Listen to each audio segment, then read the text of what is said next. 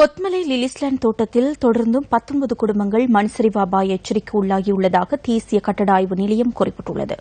இதன் காரணமாக மக்கள் மிகுந்த அவதானத்துடன் இருக்குமாறு நிலையத்தின் மண்சரிவு எச்சரிக்கை மற்றும் முன்னெச்சரிக்கை முகாமித்துவ பிரிவின் பணிப்பாளர் RMS பண்டார தெரிவித்துள்ளார். லிலிஸ்லேண்ட் தோட்டத்தில் ஏற்பட்ட மண்சரிவில் பாதிக்கப்பட்ட சுமார் 30 பேர் வரை மாத்திரமே தற்காலிக முகாமில் தங்கியுள்ளதாக இடர் முகாமித்துவ நிலையம் குறிப்பிட்டுள்ளது. பாதிக்கப்பட்டுள்ள ஏனைய மக்கள் தங்களின் குடியிருப்புகளுக்கு திரும்பியுள்ளதாக நிலையத்தின் உதவி பணிப்பாளர் பிரதீப் கோடிப்பிலி தெரிவித்துள்ளார். கடந்த வெள்ளிக்கிழமை லிலிஸ்லேண்ட் தோட்டத்தில் மண்மேடு சரிந்து வீழ்ந்ததில் ஒரே குடும்பத்தைச் சேர்ந்த 5 உள்ளிட்ட 7 பேர் உயிரிழந்தமை குறிப்பிடத்தக்கது. இதன்போது 7 வீடுகள் சேதமடைந்துள்ளதாக இடர் முகாமைத்துவ பிரிவு தெரிவித்துள்ளது.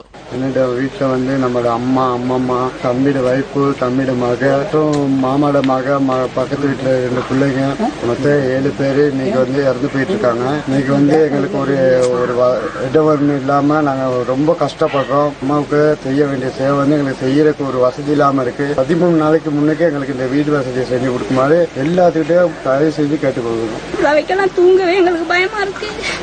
எங்களுக்கு தயவு செஞ்சு பாதுகாப்பான இடம் ஒன்று வாங்கி கொடுங்க. ஏற்கனவே மண்சரிவு குறித்த அபாயங்கள் வந்து நிறைய இடத்துக்கு விற்கப்பட்டுச்சு. ஆனா இந்த இடத்துக்கு விற்கப்படல.